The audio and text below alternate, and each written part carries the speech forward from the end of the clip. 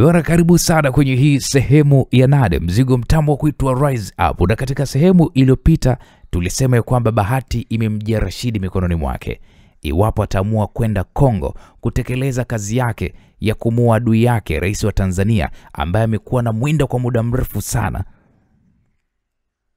Sasa tukao tunajiuliza, je, atakwenda kumuulia Kongo au atamulia hapa hapa Tanzania? Nikakwambia usikose katika sehemu ya 8 kufuatilia kisa hiki kupata kujua nini maamuzi ya Rashidi juu ya kutekeleza mpango wake wa kumuua rais wa Tanzania. Bwana, karibu tukapate kujua nini hasa kilichoweza kuendelea. Mimi naitwa Uncle J na hii ni Uncle J Simulizi. Karibu katika sehemu ya 8.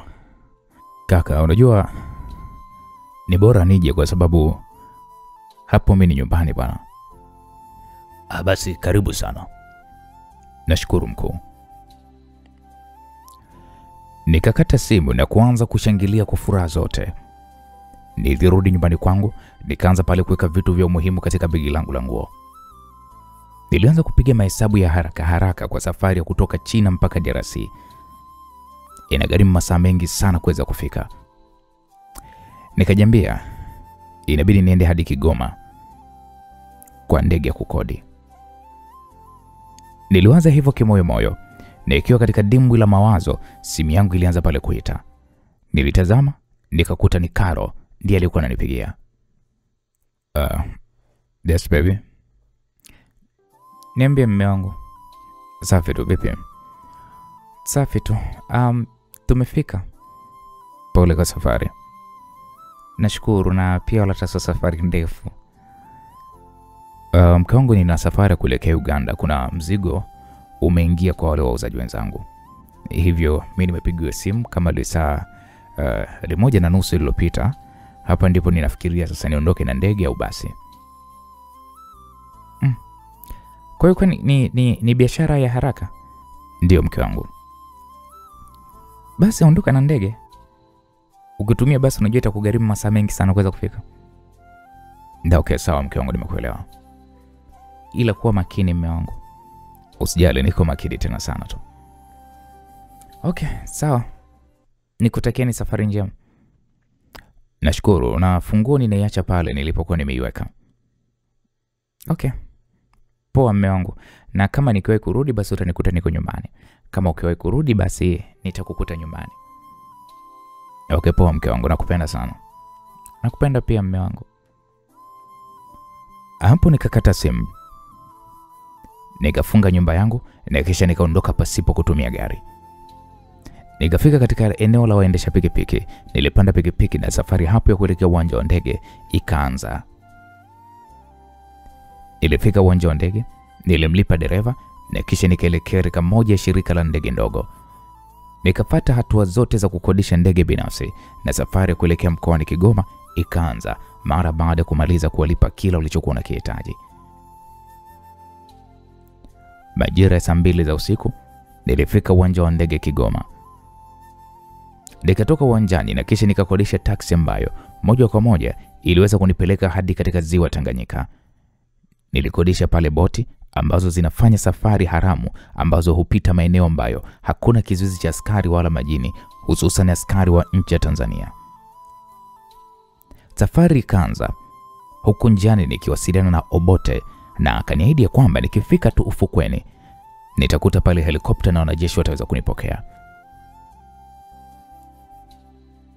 Safari ilitugharimu masaa 8. Nilifika ufukweni. Nilipokelewa pale na wanajeshi ambao ninafahamiana nao vizuri tu.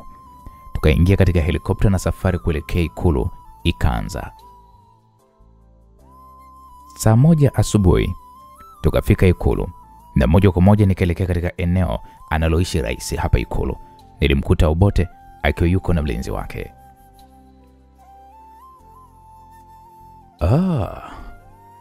Karibuni sana Rashidi. Asante sana ndugu yangu. Tukasalimiana kwa kukumbatiana. Naona Tanzania kumekupenda sana Rashidi. Unang'ara na unapendeza. Kiasi chake mkuu. Naomba niambie huyu mjinga anakuja kweli ama? Ndiyo, na tayari mapokezi yake yatafanyika hapo kesho. Aise, hii ni golden chance kwa kweli. Sihitaji kuweza kuipoteza. Usijali Rashidi.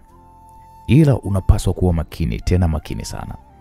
Kumbuka endapo atafia hapa nchini kwangu, basi kuna uwezekano wa 70% ya nchi za Umoja wa Afrika kuniwekea kikwazo na tukarudi katika vita, jambo ambalo kwa sasa sihitaji kabisa kulisikia ndani ya nchi yangu. Usijali ndugu yangu Obote. Ninajua nini cha kufanya. Rashidi, unajua na kusisitiza hili kwa maana kwamba unaelewa haya mambo yanavyokwenda. Sihitaji nchi yangu kuingia doa. Nimeshaanza kutengeneza urafiki na baadhi ya nchi za Kiafrika. Na kama umeona mpaka jamaa amekuja, basi tambue kwamba nimetengeneza mahusiano mazuri. Usijali ndugu yangu. Vipi, ametuma wapelelezi wake? Ndiyo, ametuma timu ya wapelelezi wake wakiongozwa na binti mmoja anaitwa Karo. Karo? Ndiyo, ni mmoja wa walinzi wake wa siri sana. Aise, ni mtoto bomba sana huyo Karo. Yaani, hujua nammezea mate kweli kweli. Hapo kwanza nilishusha pumzi kwa maana sihitaji wajue chochote kwamba mimi na Karo tuna mahusiano. Okay. Jana usiku waliripoti hapa Ikulu. Hivyo maandalizi ya eneo ambalo rais atalala na kufikia tayari yameshaandaliwa. Kwa hiyo rais anakaa kwa muda gani? Rais ameniambia atakuwa na ziara ya siku 2 kwa maana anahitaji kuboresha mahusiano ya Tanzania na DRC yazidi kuwa mazuri. Na okay, sawa. Umejipangaje kwenye kazi yako Rashidi? Nadhani nitakupatia jibu mara baada ya kutambua watu walioongozana nao wana uwezo gani na uimara gani. Okay, sawa, mimi ninakuelewa. Unajua wewe ndo Mr. Plan bwana Rashidi. Nikapata kifungua kinywa pamoja na Obote. Nikakabidhiwa pale chumba changu hapa Ikulu. Kwa kupitia Obote, kila nilichomuuliza kuhusiana na eneo ambalo rais atafikia na kutembelea, hakusita kuniambia. Nikiwa katika upelelezi wangu, ninamwona Karo akiwa ameongozana na vijana wake. Nikasema huyu mwanamke mshenzi kweli. Kwa wale nipiga changa la macho. Nilizungumza huku nikiwa nimekaa kwenye moja ya eneo ambalo lipo karibu sana na hoteli ambayo Mheshimiwa Rais atalala. Sasa nitamuonesha kwamba mimi ni nani. Hapo nikaingia ndani ya gari alilokuwa amenipatia Obote na kisha nikarudi Ikulu.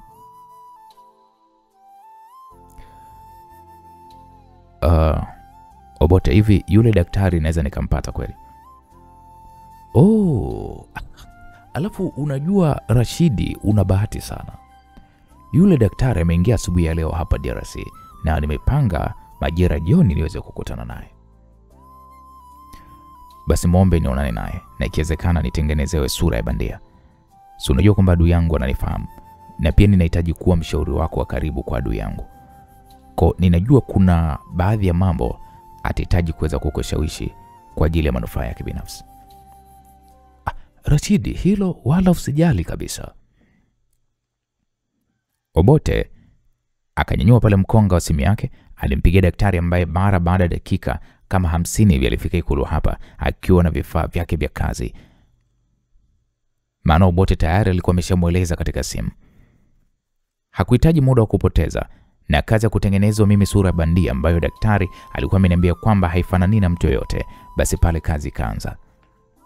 Mara baada ya sura hiyo kumalizika kutengenezwa katika kifaa ambacho daktari anakijua yeye mwenyewe, akaanza pale kunibandika sura hii kwa kutumia gundi ngumu sana ambayo sio rahisi kwa mtu kuweza kujua kwamba nilikuwa nina sura bandia. Hadi nafika majira ya saa 1 za usiku, kazi ilikamilika. Si Obote tu alinishangaa kwa kubadilika, hata wanajeshi wengine pia nao walikiri kwamba nilikuwa nimebadilika. Rashidi, unajua umekuwa tofauti kabisa ndugu yangu. Kwa sura hii kwa kweli hakuna anayeweza kukufahamu. Kweli, haki ya Mungu vile. Na ndio maana nilikuambia kwamba huyu daktari sio wa kawaida. Nashukuru sana ndugu yangu. Nikapiga picha za passport size kwa ajili ya kutengenezewa kitambulisho changu kama raia wa DRC pamoja na kitambulisho kinachonionyesha kwamba mimi ni mshauri wa rais, huku jina ninalolitumia ni Sudi S. Sudi. Rashidi, naamini sasa umeshapata wazo la nini unahitaji kukifanya. Ya, nimepata wazo. Na naimani ya kwamba kama ni kumua, basi hatofia kwenye nchi yako, ila atafia akiingia nchini Tanzania. Niambie hilo wazo. Ninahitaji sana tena sana umombe Mheshimiwa Rais wa Tanzania uone itazama ndege yake, muwe pamoja, na ikiwezekana ununue ndege kubwa kama ndege yake. Na baada ya hapo mimi ninatengeneza kikombe maalum cha rais, kwa maana kwamba katika ndege ya rais kuna vikombe maalum kwa ajili ya Mheshimiwa Rais kuweza kunywa chai au kahawa. Katika hiko kikombe nitaweka bomu maalum ambalo hakuna hata mtu mmoja atakayewazia kwamba bomu hilo limewekwa ndani ya hiko kikombe. Nitatrack hiyo ndege.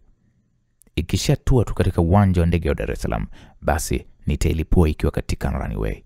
So sio wewe wala nchi yako itakayoweza kuhusika katika hiyo ajali.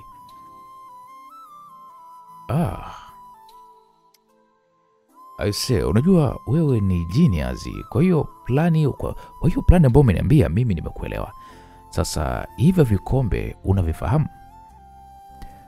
Ndio navifahamu. Nilishafanya upelelezi wangu wa ndege nzima ya rais mpaka kufahamu kikombe hiko. Sasa kukiingiza, utakiingizaje ndani ya hiyo ndege? Kwa maana unajua ulinzi unaweza kuwa ni mkali sana. Kumbuka yule ni Mheshimiwa Rais. Hilo niachie mimi wote. Sawa, lakini tu uwe makini. Naam. Ukapata pale chakula cha usiku na kisha nikaingia ndani kwangu. Nilianza pale kukagua picha moja baada nyingine. Picha nilokuwa nimepiga maeneo tofauti ambayo rais wa Tanzania ataweza kupita. Nilitazama pia picha ya Karo akiwa katika eneo nililokuwa nimemwona. Haya bwana mama mpelelezi, tuone mwisho wake utakuwaje. Katika kipindi cha makomando kutoka Russia walivyokuja hapa DRC kutupa mafunzo, nilijiunga nami kwenye kitengo cha utengenezaji wa mabomu. Hivyo nilijifunza kutengeneza mabomu ya kila aina. Kikombe kinaweza kugundulika. Niliwaza hivyo huku nikichanganua nini nifanye. Lakini bomu la peni ni bomu zuri zaidi. Nilizungumza huku nikitabasamu. Nikaingia katika mtandao wa kutafuta kalamu inayotumiwa na rais wa Tanzania. Nikazipata pale picha za kalamu hizo. Nikatoka ndani kwangu na kisha nikaelekea moja kwa moja ndani kwa Obote. Nilimgongea pale akaniruhusu kuingia ndani. Nikamwambia samahani ndugu yangu, najua nimekusumbua. Rashidi, wala usijali, niambie tu. Hizi kalamu hapa Kongo nitazipatia wapi? Hapo nilimuonesha Obote picha ya kalamu hizi. Akazitazama kwa sekunde kadhaa. Akaniambia nahisi ninazo 2 ofisini kwangu. Moja ni mpya kabisa sijaitumia. Nikamwambia kweli? Akasema ndio, ila wewe unataka za nini Rashidi? Nahitaji kutengeneza bomu la kalamu. Bomu ambalo rais yeye mwenyewe ataingia nalo ndani ya ndege pasipo yeye mwenyewe kuweza kujua. Kwa hiyo unataka kuniambia ile plani yako ya kikombe imekufa? Ya, imekufa. Basi twende nikakupatie. Kweli tukatoka ndani hapa na kuingia ofisini kwa Obote. Alinipatia pale kalamu ambayo inafanania na kalamu inayotumiwa na rais wa Tanzania. Shukrani sana ndugu yangu. Wala usijali, karibu sana. Hapo nikarudi chumbani kwangu. Nikaanza kutengeneza bomu hili huku vifaa vyote nikiwezeshwa na Obote. Hadi kuna pambazuka ndio nikawa nimekamilisha kazi hii inayohitaji umakini na maarifa ya hali ya juu vibaya mno. Bomu hili nimelitengeneza kwa mifumo miwili ya ulipukaji. Mfumo wa kwanza, endapo kifuniko cha kalamu hii kikifunguliwa, basi litalipuka na mzinga wake sio kitoto. Lakini mfumo wa pili ni kulipuka kwa kutumia simu yangu ya mkononi. Hata kama itakuwa mali sana na mimi nitaweza kulipua. Hapo mlango chumbani kwangu nikasikia ukagongwa. Nikasimama na kisha nikaenda kufungua. Za asubuhi Sudi ndugu yangu. Unaniita tena Sudi? Inabidi nilizoe jina lako jipya. Maana hili ndo jina ambalo utalitumia ukiwa hapa Kongo. Okay, karibu ndani. Nashukuru. Hapo Obote aliingia ndani hapa. naona kitanda kijaguswa kabisa, sidhani kama umelala. Sijalala kabisa ndugu yangu. Nimefanikiwa kutengeneza bomu hili hapa. Hapo nikamuonesha Obote kalamu hii na jinsi bomu linavyofanya kazi, na endapo likilipuka basi linalipuka kwa uwezo wake. Ase, inabidi awe makini sana, kwa maana akifungua kalamu na yuko na sisi, tumekwenda baba. Hawezi kufanya hivyo, kwa maana kwamba nina imani nitaichanganya. Rashidi, unajua tusije na sisi tukafumuka na hilo bomu lako. Hapana, usiwe mwoga ndugu yangu. Ingieni. Obote alizungumza hivyo. Waliingia wasichana wawili wakiwa wameshika mifuko maalum ya kuhifadhia suti. Sasa basi, rais atafika hapa majira saa 4 za asubuhi. Hivyo saa 3 inabidi tuwe tumeshafika uwanja wa ndege. Hebu jiandae na utachagua suti moja kati ya suti hizi mbili. Sawa kaka. Watakudumia kwa kila kitu unachokihitaji. Sasa hivi ni saa 12 za asubuhi. Hakikisha hadi saa 3 unakuwa umeshamaliza maandalizi yako. Sawa. Obote alitoka ndani hapa na wasichana hawa wakavua pale nguo zao, wakabaki kama walivyokuwa. Nikasema, jamani asikilizeni, sihitaji kufanya jambo lolote hii asubuhi. Wekeni suti zangu hapo na nyinyi naomba mtoke hapa ndani. Nilizungumza kwa kujikaza kwa sababu akili yangu sasa hivi ilikuwa inafikiria kazi iliyopo mbele yangu. Japo kama mwanaume jasiri, nilikuwa natamani sana kupita na hawa wasichana, kwa maana ya kwamba walikuwa na mambo yao ilikuwa inanivuruga. Usiku mtakuwa na wageni wangu, sawa? Niliwaambia hivyo wasichana hawa huku wakivaa pale nguo zao, na kisha wakatoka hapa ndani. Nikajipumzisha kwa kama lisali moja hivi, na majira ya saa 2 kamili mimi nikaamka. Nikachagua pale suti ya kuvaa, nikachagua suti hii nyeusi, nikaingia zangu bafuni, nikakoga na kisha nikajiandaa. Niliweka kalamu hii katika mfuko wa ndani wa koti la suti. Nilibeba pale na vitambulisho vyangu, nikatoka hapa ndani. Tukapata kifungua kinywa na Obote, na majira ya saa 3 kasoro tukaondoka Ikulu, huku msafara ukiwa ni mrefu sana. Msafara ulikuwa ni mrefu sana wa magari ya kifahari na ulinzi mkali mno ulikuwa umeimarishwa. Ukimya umetawala katika gari hili nililikuwa nimelipanda mimi. Alikuwepo pia na Obote, alikuwepo mlinzi wake Obote pamoja na dereva. Ilibidi nimuulize Obote, mbona kama una mawazo kaka? Ninamwaza yule demu. Demu gani? Yule mlinzi wa rais wa Tanzania anayeitwa Karo. Unajua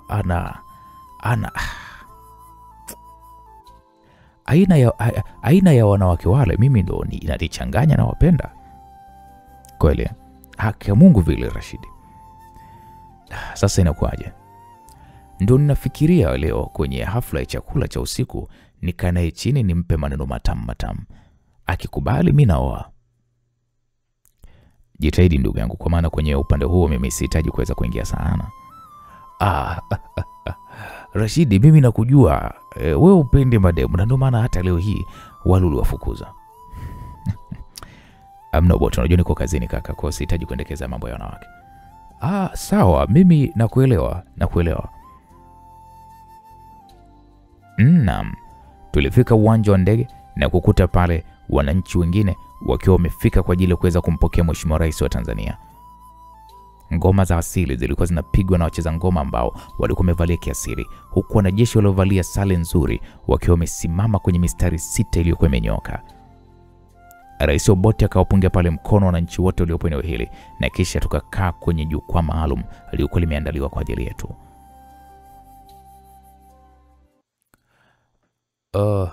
Rashidi, ndio kaka. Kumbuka kwamba ninakutambulisha kwa jina la Sudi S. Sudi. Sawa kaka. Hapo tukaendelea kuburudishwa na ngoma hizi za wanasanaa, huku mimi nikiwa nimekaa kwenye kiti cha nyuma cha Rais Obote. Muda wa rais wa Tanzania kufika nchini Kongo uliwadia. Ndege kubwa mithili ya ndege ya rais wa Marekani ilianza kutua kwa kasi katika uwanja huu. Shangwe zikazidi kutawala katika kiwanja hiki. Aisee jamani, ndege kubwa sana huyu. Obote aliniambia hivyo sikioni mwangu, huku tukiwa tunaelekea katika zulia jekundu. Nikasema ndio hivyo ndugu yangu. Nikamwona pale Karo akiwa na walinzi wenzake, huku akiwa wako makini sana kuhakikisha kwamba rais anakuwa yuko salama. Ndege ikasimama katika zulia jekundu. Ngazi ndefu zikawekwa pale usawa wa mlango wa ndege ya rais. Baada ya maandalizi yote kukamilika, Mheshimiwa Rais wa Tanzania alitoka ndani ya ndege hiyo huku akiwa amemshika mkono mke wake. Akafika katika ngazi ya chini, akapokelewa pale na mwenyeji wake, huku akipeana mikono ya kukumbatiana. Mke wa rais ambaye ni Mama Shamsa akakabidhiwa pale zawadi ya maua na mabinti wawili waliokuwa wameandaliwa kwa kazi hiyo, na maua hayo akamkabidhi mlinzi wake. Rais Obote akaanza pale kumtambulisha rais wa Tanzania kwa makamu wake wa rais, na kisha kafika kwangu.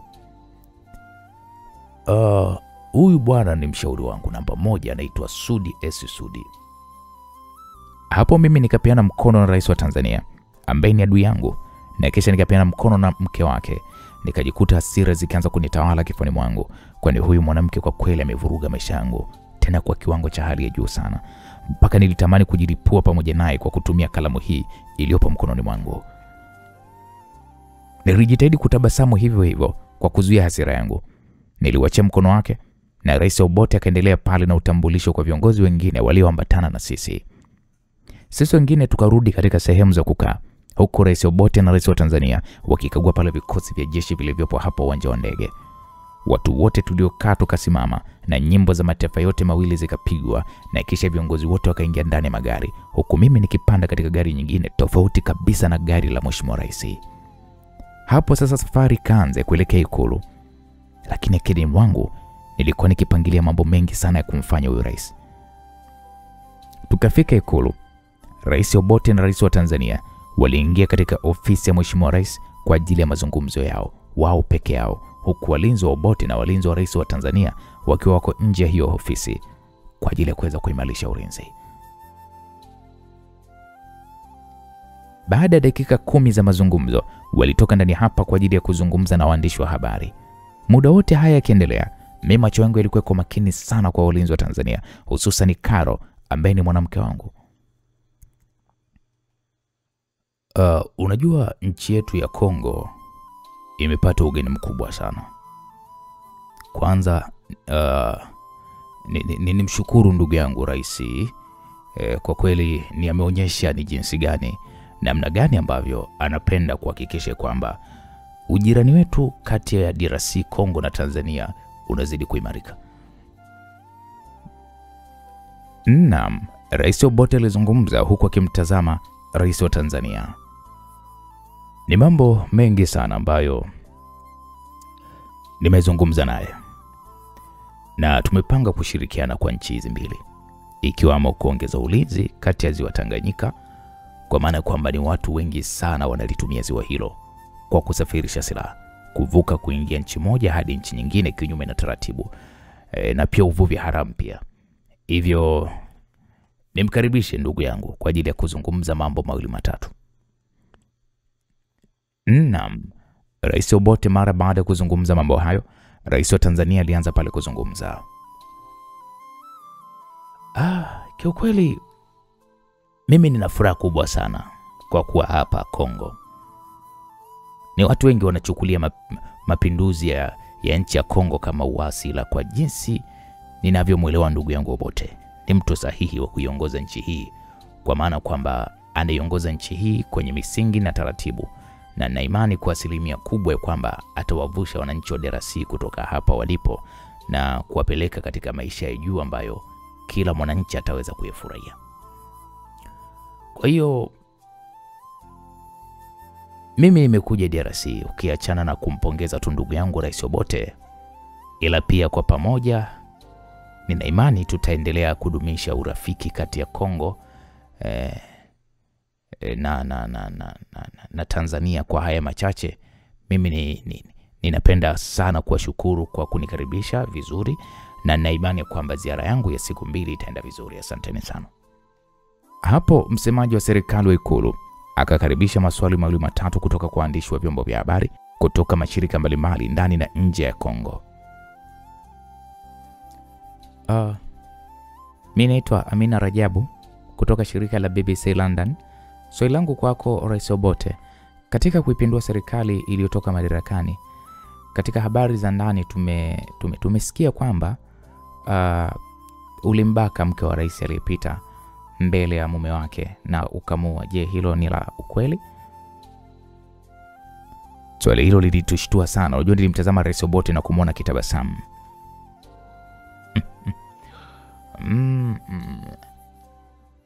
Hizo ni propaganda tu zinazoendelea kutengenezwa na vyombo vya magharibi. Ila ukweli ni kwamba rais aliyepita madarakani alikimbia yeye na familia yake baada ya kuona ikulu imevamiwa, na hajauawa, na wala hilo tukio sijui la kidhalilishaji kama hilo halijawahi kutokea kabisa. Swali jingine, waandishi wa habari.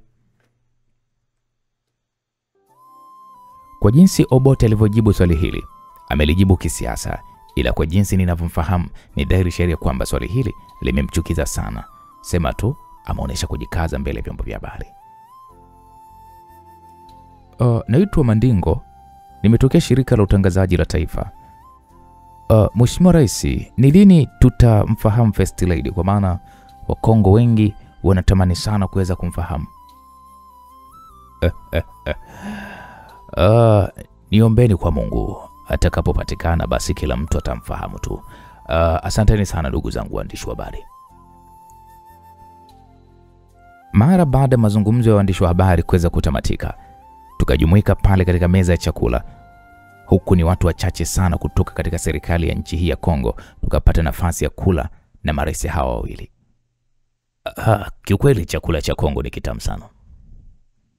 Alizungumza hivyo rais huyu wa Tanzania. Shukrani sana ndugu yangu.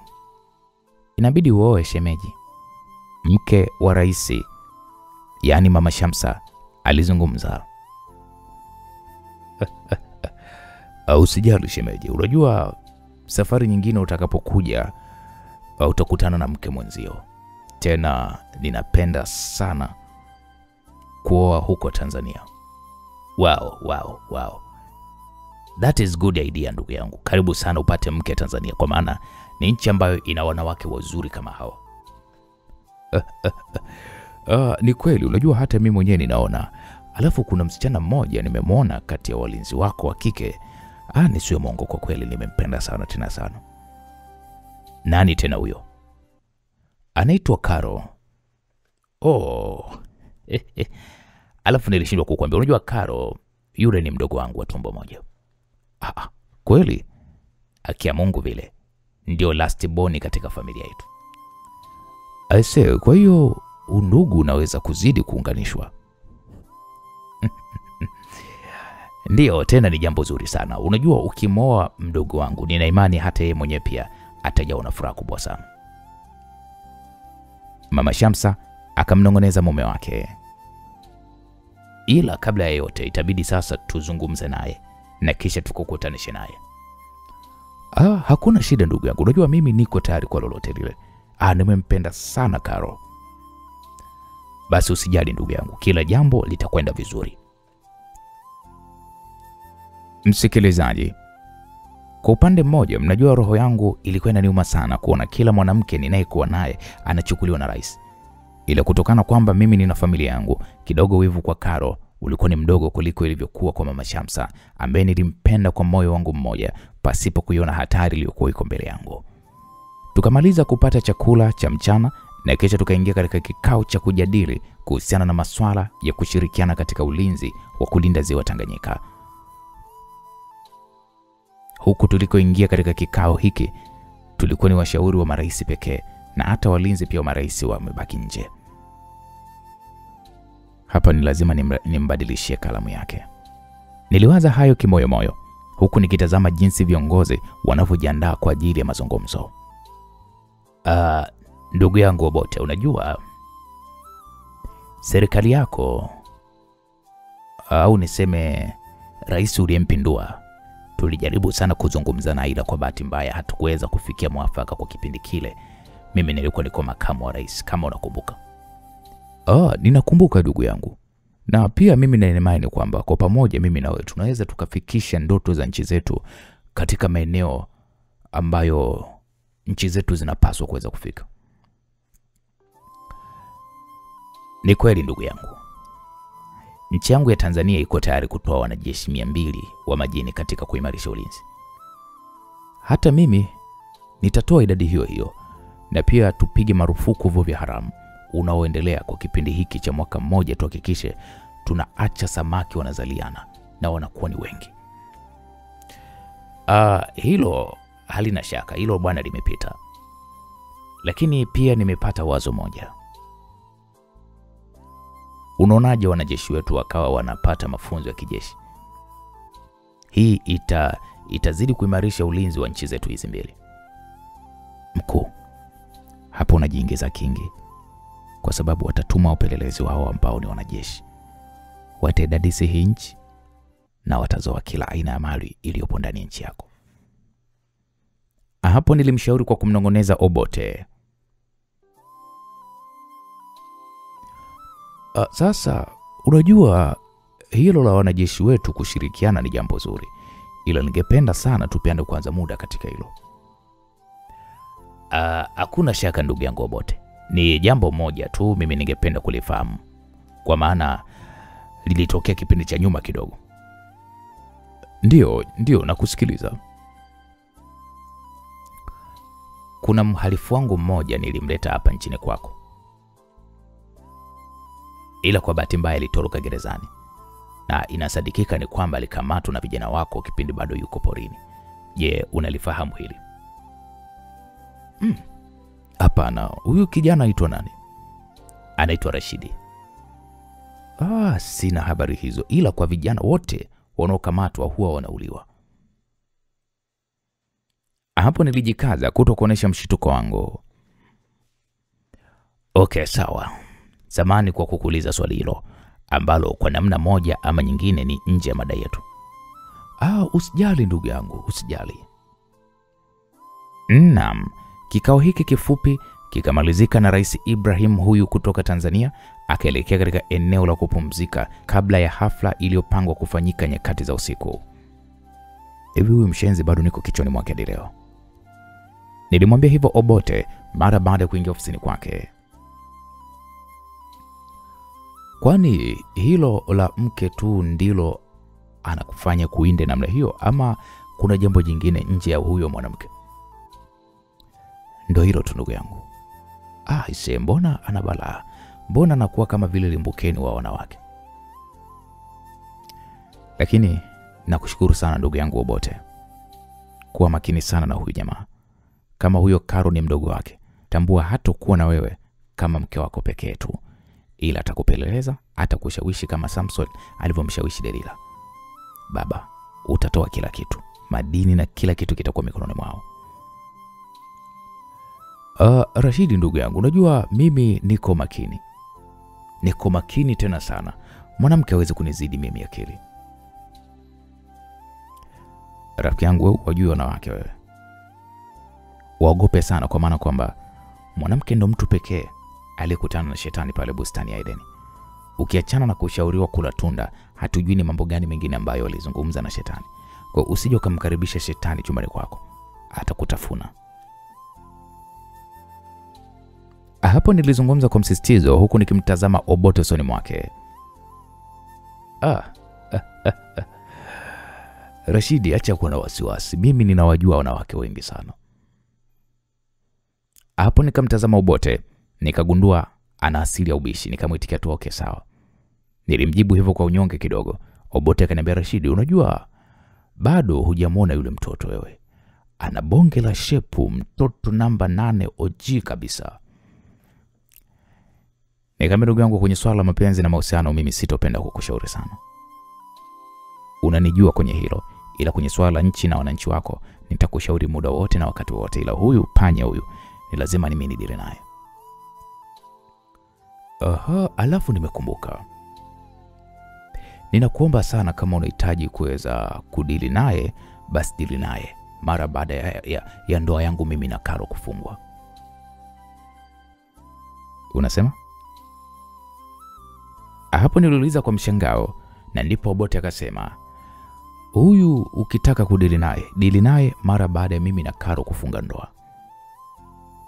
Sitoruhusu chochote kibaya kimpate kabla ya mpango wa kumpata mwanamke ambaye ninamhitaji hujafanikiwa.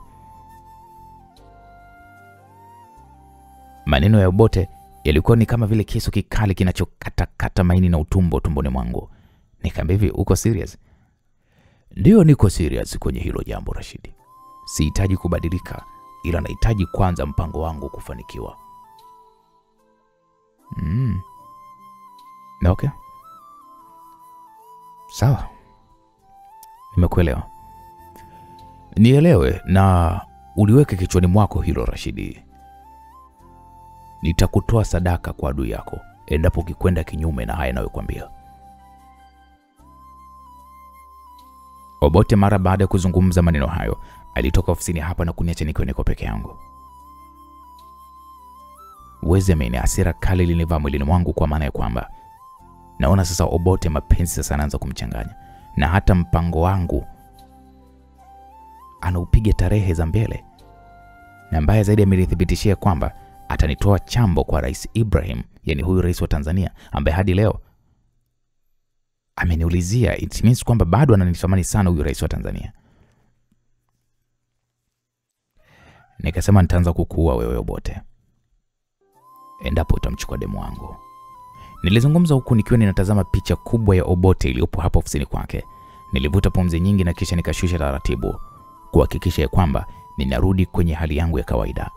Nikatoka ndani hapa, nikamuulizia mlinzi mmoja ni wapi rais alipoelekea, na akanielekeza kwamba amekwenda eneo alipokuwa rais wa Tanzania. Nilifika mlangoni, nikawakuta walinzi wa nchi ya Tanzania pamoja na Kongo. Nikaambiwa kwamba haruhusiwi mtu mwingine kuweza kuingia humu ndani kwa sasa. Nikasema, ila mimi ni mshauri wa rais.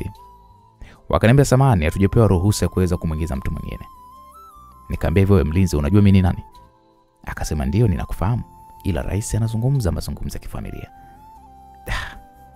Nikamtazama sana mlinzi wa Obote ambaye ndiye alikuwa ananijibu majibu hayo yote.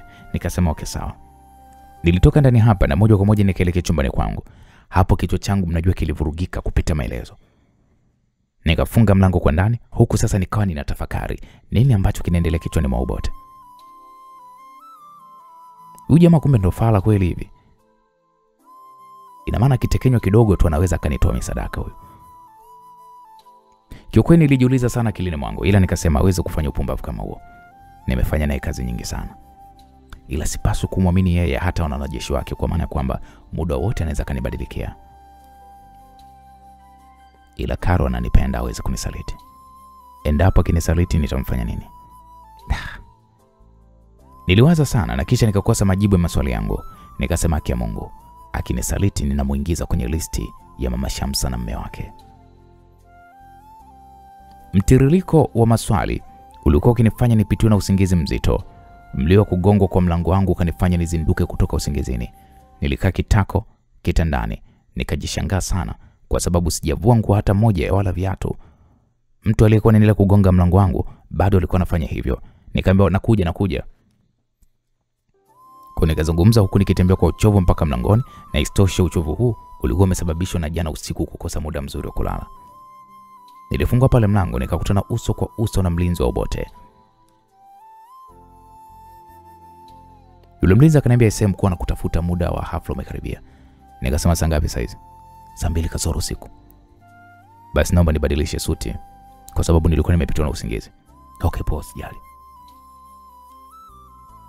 Hapo nikafunga mlango kwa ndani, kisha nikavua suti hii, huku kalamu yangu nikaiweka pale mezani. Niliingia bafuni, nikaoga haraka na kisha nikavaa suti ya pili iliyopo chumbani hapa. Nikaingiza mfukoni kalamu yangu pamoja na simu yangu na kisha nikatoka hapa ndani. Kwa hiyo rais yuko wapi? Yuko nyumbani kwake. Nikaelekea nyumbani kwa Obote, nilimkuta amejaa na furaha kubwa mno. Obote akaniambia, "Oh, rafiki yangu, nashukuru bwana kwa kuja." Sasa nikamwambia, "Usijali. Bwana, yule manzi amenikubalia. Na leo namvalisha pete ya uchumba katika hiyo hafla." Unasema? Nilishangaa sana, kwani Karo ambaye amekolea kwenye penzi langu amekubaliana na huyu gaidi.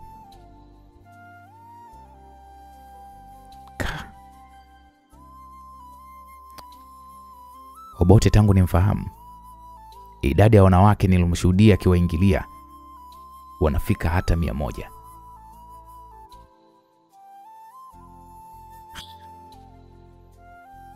Nimekubaliwa ise. Unajua, nina imani usiku wangu wa leo utakuwa una amani na furaha kubwa sana. Hebu ngoja kwanza Obote. Umezungumza naye wewe mwenyewe au umeunganishwa naye?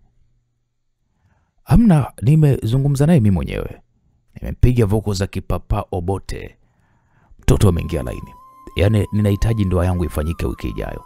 Hebu niambie, ni pete gani hapa inamfaa, kwa maana kwamba Sonara amezichongesha hizi mbili leo. Leo hii utakayoipenda wewe ndio nitakayoweza kumvalisha. Obote akanionyesha pale pete hizi zinazoonyesha kutengenezwa kwa gharama kubwa mno. Nikasema upuuzi. Sasa yani mimi namchagulia demu wangu pete kwenda kuvalishwa. Nikamwambia Obote, hizi bei gani ndugu yangu? Kila moja ni dola milioni 2. Nikasema ise, niambie ipi namfaa. Moja nitakuachia wewe ndugu yangu, ukipata demu wa kumpenda umvalishe na wewe. Na hii hapa itamfaa. Unajua hata mimi mwenyewe nilikuwa ninaifikiria sana hii. Ni nzuri sana. Basi chukua hii, ukipata demu utamvalisha. Nashukuru sana. Obote akanionyesha pale na mkufu mwingine uliotengenezwa kwa medali ya diamond. Akaniambia gharama yake ni dola milioni 3. Jamaa fala kweli. Anatumia gharama nyingi kumvalisha mwanamke vitu ambavyo hata hamjui mwanamke mwenyewe. Hayo niliyazungumza kimoyomoyo huku nikimtazama Obote jinsi alivyokuwa amejawa na furaha. Baada ya kujiandaa tukatoka ndani hapa na kuelekea kwenye ukumbi. Nikakuta pale watu matajiri, watu maarufu, wakiwemo wasanii wakubwa hapa Kongo wakiwa ndani ya huu ukumbi. Nikamwona Karo akiwa amekaa pembeni ya Mama Shamsa, huku wote wakiwa wamevalia mavazi ya kupendeza. Nilitamani kuzungumza chochote na Karo ila nikashindwa, kwa maana sura anayoijua sio hii niliyokuwa mimi nimevaa. Rais Obote alisimama mbele yetu na kisha kaanza pale kuzungumza.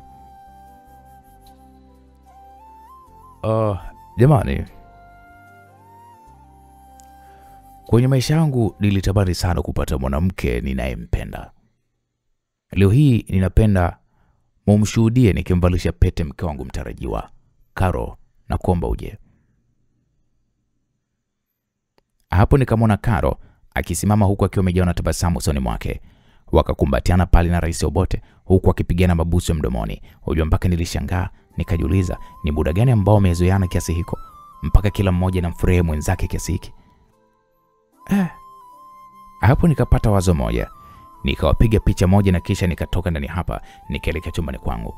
Nikawasha laptop yangu na kisha nikabadilisha pale code namba ya simu, nikatumia kodi namba ya nchini Tanzania yani ya +255 na kisha nikamtumia Karo picha hiyo akivalishwa pete huku nikimwandikia maneno ya hongera. Hongera mdanganyifu. Na moja kwa moja nikatambua kwamba ni lazima Karo atafahamu kwamba niko nchini Tanzania. Nikarudi ukumbini. Nikakuta pale sherehe na noga kweli kweli, huku Obote akiwa amekaa pembeni ya Karo huku akiwa anaendelea kupata vinywaji. Obote akaniita kwa ishara na mimi nikaelekea katika eneo walipokuwa wamekaa. Karo, huyu ni mshauri wangu namba 1, anaitwa Sudi S. Sudi. Ndugu yangu, nimefanikisha bwana kukutana na shemeji yako. Hapo nikapeana mikono na Karo na wala kugundua chochote ya kwamba ni mimi. Nikamwambia asante na karibu sana ukweni. Nilizungumza kwa sauti tofauti ili Karo asiweze kunigundua. Karo akaniambia nashukuru. Karo alizungumza huku akiwa amejawa na furaha kubwa mno. Mlinzi mmoja wa Tanzania akamnong'oneza Karo sikioni mwake na kisha wakaaga pale na kutoka eneo hili na Karo. Mmependezana sana. Nilimnong'oneza Obote huku nikiwakata kwa jicho la kuiba Rais Ibrahim pamoja na mke wake yani Mama Shamsa. Alafu mbona umezungumza kwa sauti tofauti kwa shemeji yako? Si unajua kwamba maadui zangu hawa? Kweli bwana. Hapo nikarudi nilipokuwa nimekaa. Baada ya dakika kama 5 hivi nilimwona Karo akikaa kwenye kiti chake huku usoni mwake akionekana hana furaha kabisa. Mkono wake wa kushoto alikuwa ameshika simu yake na nikahisi moja kwa moja atakuwa ameshaupata ujumbe wangu. Majira saa 6 za usiku sherehe ilipofika tamati, Rais wa Tanzania na mke wake pamoja na walinzi wake wakaondoka ikulu hapa kwa ajili ya kuelekea hotelini. Huku Karo naye akiondoka kuhakikisha kwamba anatekeleza shughuli iliyokuwa imemleta hapa nchini Kongo. Obote, mbona umemwacha mtoto mzuri anaondoka? Nilimuuliza Obote huku nikimtazama usoni mwake. Unajua amedai ya kwamba nitakapomooa ndio tutalala pamoja. Hiyo ni kutokana na mila zao. Kwa umekubaliana na hilo? Ndio. Okay, sawa, Mungu abariki. Ila ninafikiria kurudi nchini Tanzania na hii sura. Kwa nini unataka kurudi na sura hiyo? Nimewaza mambo mengi sana kuhusiana na jambo hili. Nikaona endapo nitalazimisha kudili nalo hapa itakuletea shida wewe. Ila hakikisha unadili nao hadi harusi yangu itakapokamilika. Usijali Obote, siwezi kuidhurumu furaha yako. Sawa, so lini unaondoka? Asubuhi. Ni mapema sana ndugu yangu. Itakuwa vizuri uondoke baada ya hawa wageni kumaliza ziara yao. Ndugu yangu, najua maumivu ya kuibiwa mke wangu yananiuma sana. Hivyo ninapowaona wakiwa kwa pamoja basi roho yangu inaniuma sana. Na ninatamani kuwafanya chochote kibaya, ila ninajizuia kwa sababu ya heshima yako. Mimi nimekuelewa ndugu yangu. Basi utaondoka na ndege asubuhi sana. Okay, sawa, nashukuru. Si unajua ratiba yetu? Ndio najua. Hapo nikaagana na Obote na kisha nikarudi chumbani kwangu. Nikakusanya kila kilicho changu na kalamu yangu hii niliyokuwa nimeitengeneza kwa mfumo wa bomu. Nikaharibu bomu hilo na kisha nikairudisha kuwa kalamu tu ya kawaida. Usiku hakika sikupata usingizi kabisa. Asubuhi na mapema Obote akaniletea hati ya kusafiria yenye jina langu la kama Sudi S. Sudi. Nikagana naye na kisha nikapelekwa na dereva mpaka uwanja wa ndege. Nilipanda katika ndege inayoelekea nchini Tanzania. Na majira ya saa 1 kamili ndege ilianza kuondoka uwanjani hapa. Majira ya saa 3:30 za asubuhi tukatua katika jiji la Dar es Salaam. Moja kwa moja nikaelekea nyumbani kwangu. Nilisimama mbele ya kioo, nikatazama sura hii ya bandia na kisha taratibu nikaanza kuibandua. Japo ina maumivu makali sana, ila nilijibandua yote. Mara baada ya kumaliza nikaoga pale na kubadilisha nguo. Nilielekea katika moja ya saluni, nikanyoa pale nywele zangu zote na kisha nikabaki na kipara. Sikutaka kufanya mizunguko yoyote, nikarudi nyumbani na kisha nikalala. Mlio wa simu yangu ukanishtua. Kutazama vizuri nikaona ni namba ya ngeni iliyokuwa inatokea nchini Kongo. Nilipokea huku nikiamini ananipigia atakuwa ni Obote. Hala? Yes, hello. Mambo Rashid? Hapo nilisikia sauti ya Karo. Kama unahitaji nini? Rashid mpenzi wangu, hicho ulichokiona kwenye hiyo picha sio kweli. Ni imeditiwa tu na AI. Nilitamani kuangua kicheko. Nikabete, unataka kuniambia hadi zile video za kwenye vyombo vya habari zimeeditiwa? Alafu sasa uliniambia kwamba wewe unakwenda Arusha. Ndio, ila kutokana na mambo ya kazi unajua sio kila kitu unapaswa kuweza kukuambia. Karo, nisikilize. Una maisha yako, nina maisha yangu. Baki na huyo rais. Achana na mimi. Niendelee kuishi maisha yangu ya kawaida. Sihitaji kugombana na watu wenye vyao vyao kisa eti mapenzi. Ukija kwangu utachukua gari lako. Nadhani umenielewa. Rashid mpenzi wangu, usinifanye hivyo. Nipe nafasi basi ya kukueleza. Ukirudi utanikuta. Okay, kesho kutwa basi mimi narudi Tanzania na kuomba nikukute.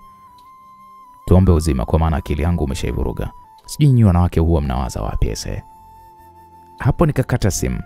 Saa ya simu ilikuwa inaonyesha sasa hivi ni majira ya saa 11 za jioni. Nikaingia katika mtandao wa Instagram moja kwa moja nikaelekea kwenye account ya Jacqueline. Nilitafuta pale posti, nikakuta posti pale ameposti watoto wangu mapacha. Dakika 20 tu zilizopita. Niliingia upande wa message na kisha nikamtumia message ya salamu. Hazikuisha hata dakika 2 akanijibu. Naona mnamtafuta huyo mwanaume hapo kwenye post. Ndio, namtafuta, ni mume wangu. Je, unafahamu ni wapi alipo? Niambie, niko tayari kukulipa kiasi chochote cha pesa. Nitakwambia baada ya wiki. Maana yake ni kwamba unafahamu ni wapi alipo mume wangu, si ndio? Dada, kuwa mtulivu, nitakwambia. Nashukuru sana. Okay, sawa. Hapo sikutaka kumwambia Jacqueline aje nchini Tanzania kwa maana sijui nini kitatokea siku zijazo. Baada ya siku 2 Karo alirudi Tanzania akiwa ameongozana na Rais Ibrahim ambaye ni kaka yake, na msafara mzima ulikuwa upo kwenye ziara. Alikuwa ameongozana nao. Hey baby, alizungumza Caro kwa furaha huku akinibusu. Sikuwa na furaha ya aina yoyote zaidi ya kumtazama. Mume wangu, najua umekasirika, ila naomba unipatie muda kuweza kukuambia ukweli. Ongea na kusikiliza. Kakaangu pamoja na wifi yangu walinifuata, wakazungumza na mimi na kuniambia kwamba rais wa Kongo ananipenda na amenikubali.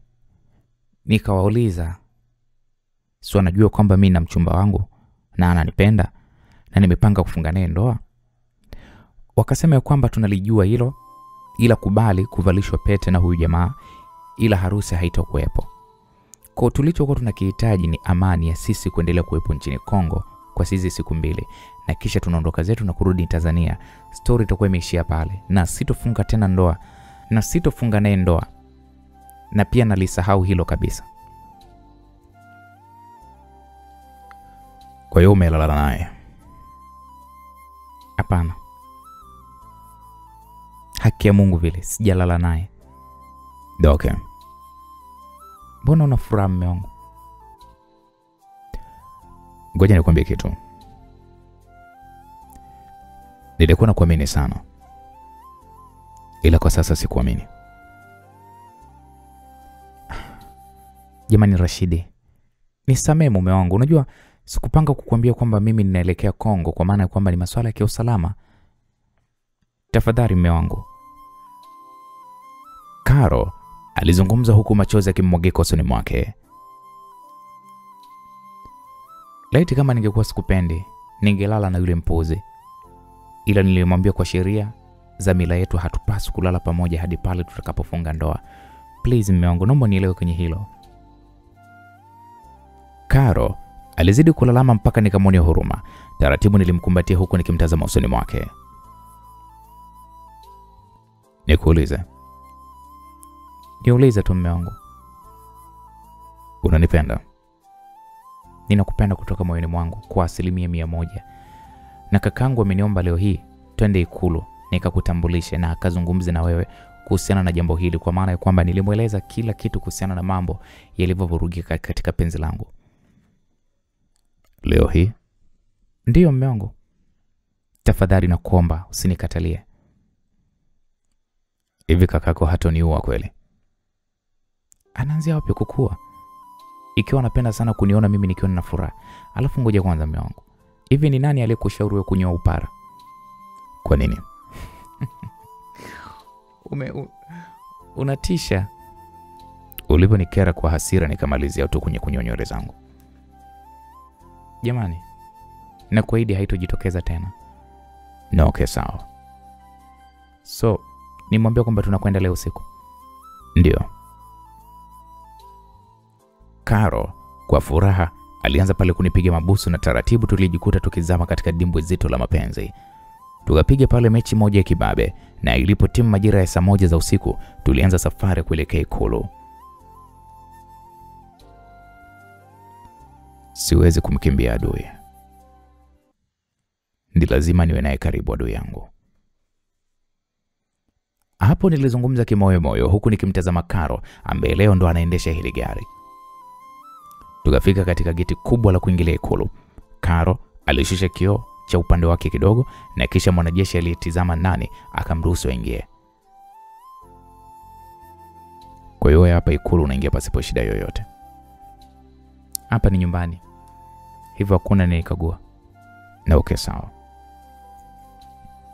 Caro alisimamisha gari. Nilimshika mkono wake wa kushoto nikamwambia bebe. Yes mume wangu. Toka kuzaliwa kwangu sija kufika hili eneo.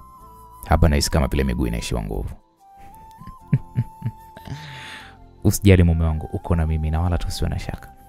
No, okay, sawa. Hapo tukafungua milango na kisha tukashuka kwenye gari. Kitendo cha kuikanyaga tu ardhi hii ya Ikulu, mwili mzima ulianza kunisisimka. Caro alizunguka mpaka eneo nilipo. Nilimshika mkono wake wa kulia na kisha tukaanza kutembea kuelekea ndani. Tukasalimiana pale na baadhi ya walinzi pamoja na wafanyakazi wa ikulu, na kisha moja kwa moja tukaelekea katika eneo analoishi rais. Tukakuta pale wafanyakazi wakiandaa vyakula mezani. Wifi yuko wapi? Karo aliuliza hilo swali, na wakamjibu ya kwamba kuna wageni kidogo, wamesema kwamba tukifika tuwakaribishe. Okay, sawa, mleteni basi mume wangu juice. Au vipi bebe? No, sasa hivi sijisikia kunywa juice, baadaye labda. Okay, sawa, wewe nenda kaendelea na kazi yako.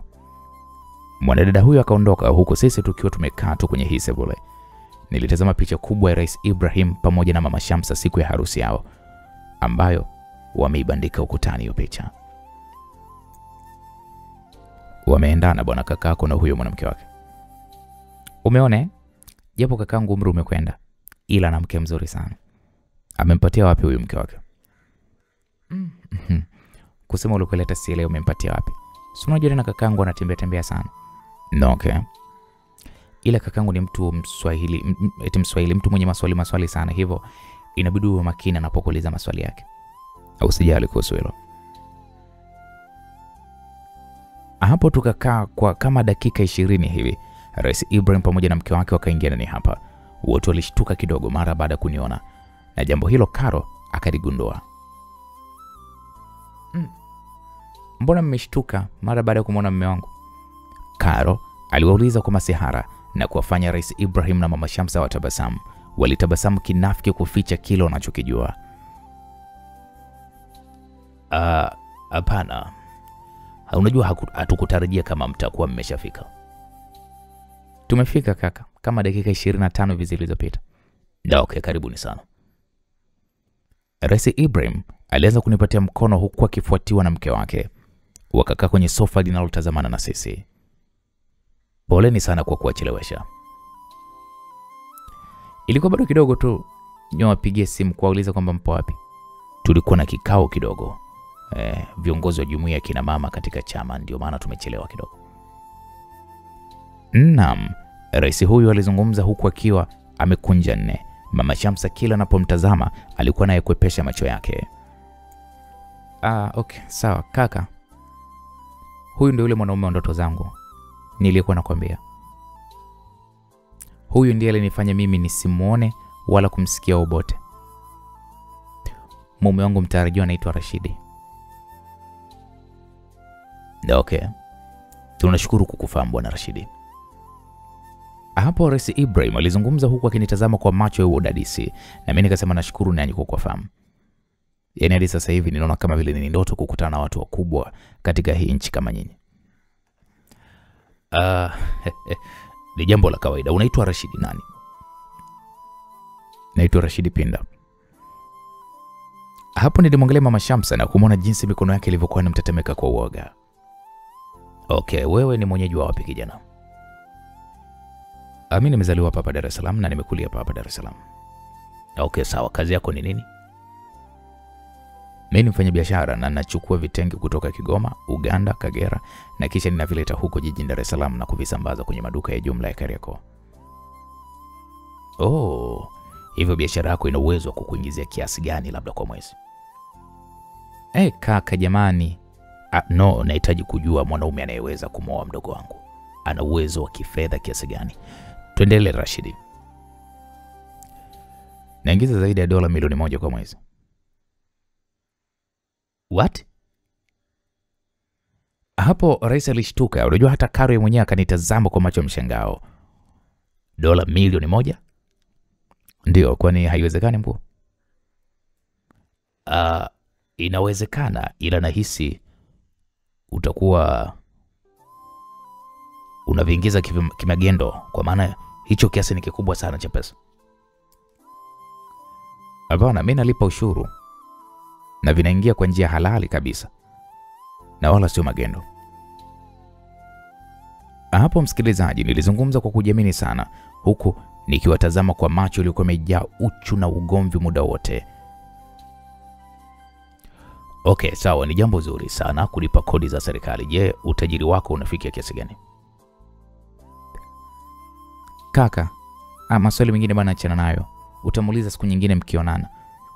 Karo alizungumza kwa jazba kidogo mara baada ya kumwona kaka yake akinishindilia maswali mazito kweli kweli.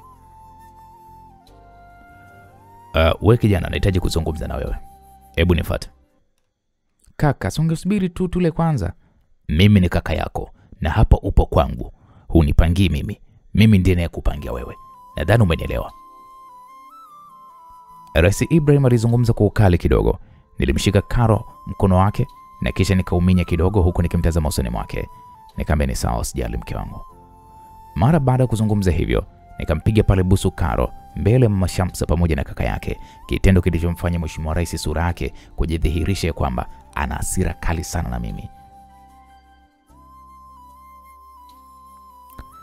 Kila kitu kitakuwa sawa mke wangu. Nilizungumza kwa sauti ya mahaba huku nikimtazama Karo machoni mwake. Sawa baby. Karo alinijibu kimapenzi na kisha taratibu nikasimama huku nikimtazama Mama Shamsa ambaye muda wote alikuwa amejawa na bumbuazi. Nikaanza kumfuata rais kwa nyuma. Tukaingia kwenye moja ya chumba. Kwa haraka Mheshimiwa Rais alinishika shati langu kifuani akanigandamiza ukutani huku macho yakimtoka kwa hasira. Akaniambia, wewe kenge, kumbe siku zote ninakutafuta, kumbe upo karibu na mdogo wangu. Sasa leo na kuonesha kwamba mimi ni nani. Rais Ibrahim alizungumza kwa hasira, alinipiga ngumi ya tumbo na nikajikunja kidogo huku nikiwa ninasikilizia haya maumivu. Akataka kunipiga ngumi nyingine ambavu, ila nikazuia mkono wake. Nikamgeuza kwa haraka sana na kisha nikamweka ukutani yeye huku nikimbana koo lake kwa nguvu zangu zote. Hapo Rais Ibrahim alijitahidi sana kujitoa mikononi mwangu, ila ndo nikazidi kumkaba huku nikimgandamiza ukutani. Macho yalianza kumtoka na kisha taratibu nikalegeza mkono wangu, nikamfanya anza kupambana na kuvuta pumzi nyingi mno kwa maana kwamba pumzi ilikuwa imemwishia. Nikamwambia, nilipanga kukua. Nilizungumza huku nikimtazama Rais Ibrahim jinsi alivyokuwa ameinama. Nikamwambia mimi sina kitu cha kupoteza kwa maana kama ni mke wangu kipenzi ulishamchukua wewe na akawa mke wako. Nimempata mdogo wako kwa ajili ya kuwa karibu na wewe. Kama utaniua basi niue ili ujenge uadui na mdogo wako. Wewe mshenzi, nitakuwa. Rais Ibrahim alizungumza kwa kijaribu kurusha pale ngumi, ila nikaikwepa. Nikamwambia huna ubavu wa kuweza kunipiga fala wewe. Nilizungumza kwa sauti ya chini huku nikimtazama Rais Ibrahim ambaye macho yalikuwa yamemjaka uwekundu mwingi mno. Nikamwambia ulinisingizia kesi ya kwamba mimi ni jambazi na ukahitaji nipotelee gerezani, na hukuishia hapo, ukanipeleka Kongo na nikafanikiwa kutoroka. Hivyo hata nikikuua nina uwezo wa kutoroka hapa Ikulu na utambue kwamba tuko mimi na wewe tu humu ndani. Nilizungumza kwa kujiamini sana. Rais akasimama wima huku akiwa anashusha pumzi. Uso wake ulikuwa umejawa na hasira kali sana, haukunitisha kwa chochote kitu. Ninakupa nafasi ya mwisho, toka ndani hapa, la sivyo walinzi wangu watakufanya kitoweo. Nikamwambia unahisi kwamba mimi naweza kutoka hapa bila mdogo wako? Kama uko tayari mdogo wako afe basi atakufa leo. Alafu nimekuja kukujuza tu ya kwamba niko nchini Tanzania, kwa maana kwamba kabla ya hapo tumeshakutana mara nyingi sana sehemu mbalimbali nikiwa katika hali ya tofauti tofauti.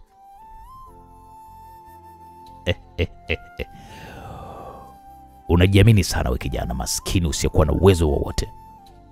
Maskini ambaye nilikuchukulia mke wako kwa nguvu ya pesa. Rais Ibrahim alizungumza kwa dharau. Nilimpiga ngumi mbili za kifua mpaka kaenda chini na kisha akabungoa. Nikachuchuma na kisha nikamnyakua taratibu huku akiwa anasikilizia maumivu makali. Nikamwambia nitakuwa. Wewe na huyo mwanamke unayemringia ni mke wangu na ananipenda. Na ndio bwana hata nilivompiga busu mdogo wako alijawa na wivu. Na istoshe ya kwamba nina imani ya kwamba toka uwe naye hujawahi kumfikisha kwenye kilele cha mlima Kilimanjaro, kwa maana kwamba hujui ni mkao gani ambao mimi ninamfikisha kwenye mlima kilele Kilimanjaro. Hapo nilizungumza kwa kumnongoneza rais. Nikaufunga huu mlango kwa ndani na kisha nikatazama mezani hapa, nikaona pale pambo moja la kobe. Ilikuwa ni pambo tu dogo hivi, pambo ambalo limetengenezwa kwa chuma. Nikamchukua ile kobe huku Mheshimiwa Rais akinitazama nini ambacho nitafanya. Nikavua kiatu cha mguu wa kulia, nikavua pale socks, nikamwingiza ule kobe wa chuma. Akaniuliza unataka kufanya nini? Rais Ibrahim alizungumza huku akiwa amejawa na uoga mwingi mno, kwa maana ya kwamba ngumi nilizokuwa nimempiga zimemtoa wengi la kujiamini na uoga ulikuwa umemtawala, na kwa bahati mbaya tuko kwenye nyumba yake yeye mwenyewe na walinzi wake amewaacha katika mlango wa kuingilia hapa nyumbani kwake. Kwa kutumia soksi hii yenye kobe wa chuma, nilianza kujipiga maeneo mbalimbali ya mwili wangu. Kuanzia mgongoni, tumboni, nilikuwa natambua kabisa kwa kufanya hivi lazima alama zitabaki mwilini mwangu. Nikajipiga na shavuni la upande wa kushoto. Japo ninapata maumivu makali sana, ila nilijitahidi kuhakikisha kwamba navumilia. Kwa sababu nilikuwa nimepanga jambo, na hilo jambo nilipanga kabisa lazima likusudiwe, lazima litimie. Sasa Mheshimiwa Rais akaniambia, "Wewe ni kichani ni wewe. Kwa nini unajiumiza?" Rais Ibrahim alizungumza huku akiwa amesimama. Nikamtoa ile kobe humu ndani ya socks, nikamrudisha juu ya meza. Nikavaa socks yangu pamoja na kiatu na kisha nikamsogelea Mheshimiwa Rais Ibrahim. Nikawa sasa katika hali ya hasira, nikamwambia, "Unaona haya maumivu niliyojipatia mwilini mwangu? Yanadhihirisha kwamba sina cha kupoteza na sina kumogopa wala kumhofia. Mimi ndio yule kijana uliyekutana naye kule pangani na ukamshangilia kwa mapigano yake ulingoni. Na ndio maana nikakwambia kwamba kama ningehitaji kukua basi ningekuwa siku nyingi sana. Ila nilikupa nafasi ya kufika hapa ulipo ili nipate kile ninachokihitaji. Kabla sijakuwa naanza kutoka ndani hapa na kisha na wewe unafuata kwa nyuma. Nadhani umenielewa." Rais Ibrahim alitingisha kichwa kimaanisha kwamba amenielewa. Nikamwambia, "Endapo utawashtua ulinzi wako au utafanya jambo lolote la kipuuzi, nitamua mke wako na mdogo wako. Kama niliweza kupata picha za faraga ukiwa Paris, Ufaransa, basi tambua kwamba ninaweza nikapata chochote chako, na hiki kiti chako cha urais unaweza usimalize hata miaka 2. Nikawa nimekuwa." Hapo nilizungumza kwa hasira, sauti ni nzito ilinitoka iliyojaa mtetemeko wa hasira. Rais akaniambia, "Sawa, nimekuelewa." Nilimtazama Rais Ibrahim kwa sekunde kadhaa na kisha nikamweka vizuri shati lake na kisha taratibu nikaanza kutoka ndani hapa huku naye akinifuata kwa nyuma. Kitendo tu cha kufika sebuleni, Karo alisimama huku akiwa amejawa na mshangao. Mama Shamsa naye alikuwa amesimama huku akinishangaa kwa maana ya kwamba kovu la shavuni mwangu lilikuwa linaonekana vizuri mno. "Kaka, umemfanya nini mume wangu?" Karo alizungumza kwa hasira huku akimtazama kaka yake. Nikamwambia, "Usijali mke wangu." Nilizungumza kwa kujikaza huku mkono wangu kushoto ukiwa umeshika tumbo langu. "Hapana, lazima nijali. Umemfanya nini mume wangu?" Karo alizidi kufoka kwa hasira kali mno. Alianza pale kunifungua vifungo vya shati langu. Machozi alizidi kumtoka huku machozi yakimlengalenga machoni mwake. "Kaka, huoni ni ukatili wa aina gani huu? Umempiga mume wangu kama mnyama. Wifi, tazama jinsi mume wako alivyokuwa katili. Hiki ndiko chakula cha usiku mlichopanga tuje kula hapa kwenu, si ndio? Nawashukuru kwa haya yote, na kuanzia leo sitokanyaga pipe kulu kama mdogo wako au wifi yako. Nitakuja kwa sababu ya kazi tu, na kuanzia leo mimi na wewe undugu umekufa." We Karo. Jicho nilomtazama nalo Rais Ibrahim likamfanya kae kimya na kuisha tu kumuita jina mdogo wake. "Rashidi, tuondoke." "Bebe, sikiliza. Huyu ni kaka yako wa tumbo moja na pia ni damu yako. Mimi ni mtu baki. Sitopenda kukukumbanisha na mwana familia yako. Mimi ningependa niondoke na nikuache na familia yako, kwa maana kwamba sihitajiki kwa kaka yako." Hapo nilizungumza huku machozi yakinimwagika usoni mwangu. Kila ninachokifanya hapa ni kucheza na hisia, na nahitaji Rais Ibrahim apate maumivu ya kihisia kama niliyopata mimi, kwa maana ya kwamba nikimua kwa mara moja pasipo yeye kupitia maumivu kama haya, hatojua uchungu niliopata mimi. Vilio nilivyolia usiku na mchana, ninahitaji naye pia aweze kuvipitia. Hapo nikamwona Mama Shamsa akimwagikwa na machozi. Karo akaniambia, "Rashidi, hapana.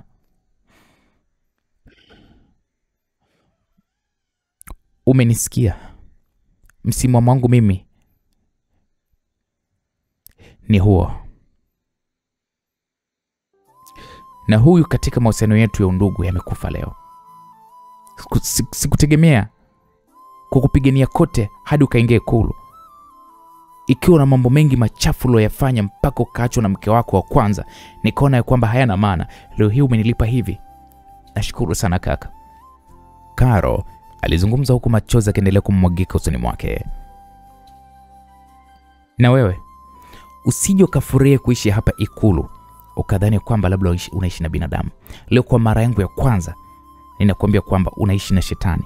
Kama ulimkimbia mume wako, fanya mchakato wa kwenda kumtafuta, na kama mlimuua, basi nenda kaburini kwake na kwa muombe msamaha, kwa maana kwamba huyu shetani ipo siku atakurarua vipande vipande. Karo alizungumza kwa hasira kali maneno hayo kumwambia Mama Shamsa. Karo alianza pale kunifunga vifungo vya shati langu. Mheshimiwa, nashukuru kwa kila kitu. Nilizungumza hivyo kwa heshima kubwa sana huku nikiwa nimeinama kidogo. Karo akaniambia tuondoke. Karo alinishika mkono wa kulia na tukaanza kutembea kuelekea mlangoni. Nilimtazama Mheshimiwa Rais Ibrahim huku nikitabasamu, na tabasamu hili ni yeye peke yake ndiye ambaye ameniona. Moja kwa moja tukaelekea katika gari letu tuliokuwa tumekuja nalo. Karo akaniambia, "Yaani siamini kakangu amekufanyia hivi. Yaani amevuka mipaka. Haki ya Mungu, amevuka mipaka, mshenzi sana." Karo alizungumza kwa kufoka huku akiwasha gari hili. Akaligeuza na kuleka sawa, na kisha tukaondoka Ikulu hapa huku kila mtu akifuta machozi yake. Mke wangu, usijisikie vibaya bwana. Mume wangu, lazima nijisikie hivyo. Lazima nijisikie uchungu. Haki ya Mungu, ni heri ningekusikiliza maneno yako ya kwamba hutopigwa. Ni heri tungebaki tu nyumbani. Karo alizidi kulalama. Tukafika katika hospitali ya Kairuki. Moja kwa moja tukaelekea mapokezeni. Karo akasema nahitaji mume wangu atibiwe. Akaulizwa pale anasumbuliwa na nini? Karo akasema nahitaji kumuona kwanza daktari bwana wewe. Karo alizungumza kwa uchungu mpaka nesi wa watu akawa ni mnyonge. Nesi akatupatia pale taratibu zote na tukazifuata. Moja kwa moja tukaelekea katika chumba cha daktari. Daktari aliyetizama majeraha ya mwili wangu na kisha akasema inabidi tukuchome sindano ya kupunguza maumivu, na kisha baada ya hapo tutakupatia dawa. Kwa hiyo hatufanywa matibabu zaidi ya dawa? Tutampatia dawa kwanza na akajisikilizie, na kama hali haitokuwa nzuri basi mtarudi tena, ila tutawaandikia dawa za siku 2. Okay. Sawa daktari. Mimi hapo sikuhitaji kuzungumza chochote. Nilikuwa namtizama daktari jinsi anavyonikagua mwili wangu. Inaonyesha kama umepigwa na kitu kigumu sana. Mmeripoti polisi? Hakuna haja kuripoti polisi daktari. Kwa nini? Mimi mwenye polisi. Daktari, tuandike tu hizo dawa tuondoke bana. Okay. Sawa. Daktari alinitazama usoni mwangu na kisha karudi kwenye kiti chake, kwa maana ya kwamba nilikuwa nimekaa katika kitanda kilichopo hapo ofisini kwake. Nilivaa pale t-shirt yangu na kisha nikarudi kwenye kiti changu. Aliandika dawa na akatupatia karatasi. Nikapitia chumba cha sindano. Nikachoma sindano ya kutuliza pale maumivu, na kisha tukapitia katika duka la dawa. Tukanunua dawa tulizokuwa tumeandikiwa na kisha tukaondoka ile eneo. Tulifika nyumbani na moja kwa moja nikaelekea chumbani. Bebe, Karo aliniita kwa sauti ya upole. Nikamwambia yes. Nikupikie chakula gani? Sijisikii kula mke wangu. No baby, usilale bila kula tafadhali. Niko sawa. Nahitaji kulala. Sitaki kuzungumza sana. Mume wangu, nakuomba msamaha sana kwa kila kitu ambacho kaka amekufanyia. Ninakuahidi hakuna lolote baya litakalojitokeza. Karo, hivyo maskini unaweza kukufanya mtu kukosa mambo mengi. Kwa nini unasema hivyo mume wangu? Kakako ameniambia kwamba mimi ni maskini. Sistahili kuwa na wewe. Kwanza wewe ni mwanamke mzuri na umevalishwa pete na rais wa Kongo. Hivyo akiniona tu naendelea na mahusiano na wewe, ataniua. Nilizungumza kwa sauti ya unyonge huku machozi yakinilenga. Haya yote ninayofanya ni maigizo tu ili kuzidi kuiteka akili ya Karo na kumtia chuki dhidi ya kaka yake. Nikayasikia meno ya Karo yakisuguana kutokana na hasira kali aliyonayo. Karo alianza kuzunguka ndani ya hiki chumba huku mikono yake akiwa imekunja ngumi mpaka inatetemeka.